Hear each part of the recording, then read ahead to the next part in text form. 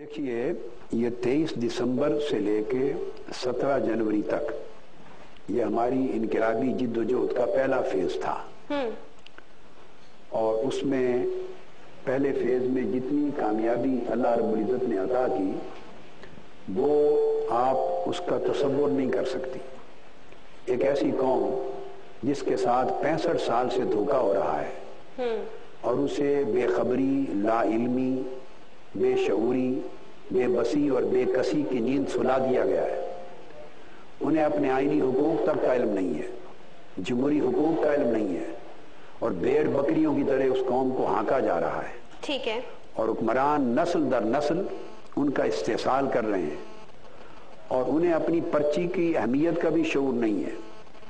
और इलेक्शन एक धांधली का स्किल बन गया है, इंजीनियरिंग करके एक झूठा जाली मैंडेट लेकर वही लोग साल हा साल से दोबारा अवान इक़्तिदार में आके बैठते।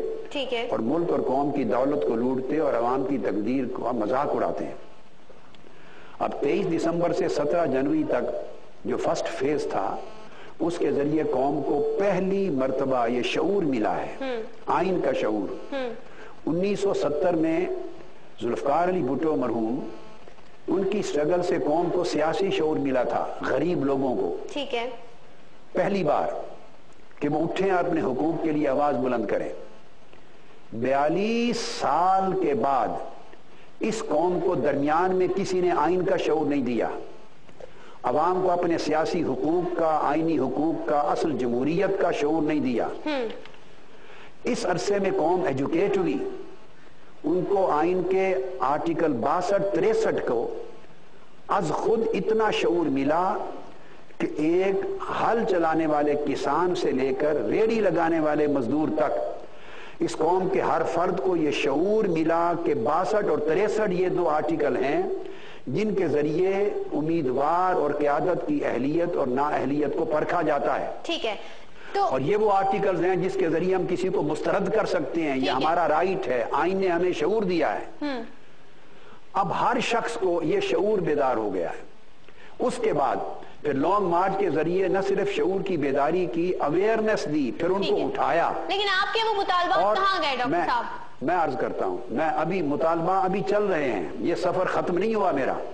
फिर उनको ले गए, एक इनकलाबी जिद्दोजहद में उनके अंदर अज़्म पैदा किया। गिरी हुई कौम जो अपने हुकूक के लिए कभी आवाज बुलंद करने को तैयार नहीं, उनसे बिजली छीन ली गई, गैस छीन ली गई, रोजगार छीन लिया गया, अदल छीन लिया गया। उनके पास अमन और अमान नहीं, जिंदगी की हिफाजत नहीं, मुस्तकबिल नहीं। मगर इन सारी बातों के बावजूद कौम सड़कों पे नहीं आई थी। निजी मसाइल परेशानियों में लोग निकलते थे, थोड़े टायर जलाए, मुतालबे किए, एहतजाज किए, फिर चले गए। मगर एज ए होल जो निजाम कौम को महरूमियों का और इस्तेसाल का शिकार कर रहा है, आप पूरी तारीख देख लें, एक दिन भी कौम निजाम के खिलाफ नहीं उठी है, निजाम के खिलाफ उठने का शऊर नहीं दिया। लॉन्ग मार्च ने लोगों को निजाम के खिलाफ उठाया। ठीक है। और ये पहचान करवाई कि निजाम तुम्हारा असल दुश्मन है। तो और ये निजाम उन लोगों को तहफ़्फ़ुज़ देता है जो अवाम दुश्मन है, गरीब दुश्मन है, जमहूरियत दुश्मन है, आइन दुश्मन है, अदल दुश्मन है। फिर ये कौम इस्लामाबाद पहुंची और 4 दिन तक कोहे गिरा की तरह सब्र का, इस्तिकामत का, तहम्मुल का, बुर्दबारी का पहाड़ बन के बैठी रही। आप इसको कल के लॉन्ग मार्च जो कल नून लीग ने 10-12 छोटी बड़ी जमातों को साथ मिलाकर किया है, जरा कंपेयर करें। वो छोटी सी धरनी थी, बारिश के 4 कतरों में पिघल गई, लीडर भाग गए। 9 जमातें 500 लोगों को जमा नहीं कर सकी, इस्लामाबाद और पिंडी से लेकर कौम के मैंडेट की बात करने वाली। ठीक है। एक तज़यीक कर ली उन्होंने, अपने मैंडेट का पर्दा चाक कर दिया। ठीक है। इस तरफ आपने देखा कि एक ठाठे मारता हुआ समंदर, 4 दिन मूसलाधार बारिश भी है, -2 इंतहाई दर्जे की सर्दी की का टेम्परेचर भी है, और फिर एक तरफ से दहशत गर्दी के हमलों का खतरा भी है, जान का खतरा है। मगर उनके अंदर सब्र आया, इस्तिकामत आई, जुर्रत आई, वो बैठे डटे, वही रह गया डॉक्टर साहब, जम के बैठे रहे। नतीजा ये हुआ कि ये इस फेज में एक बहुत बड़ी फतह थी।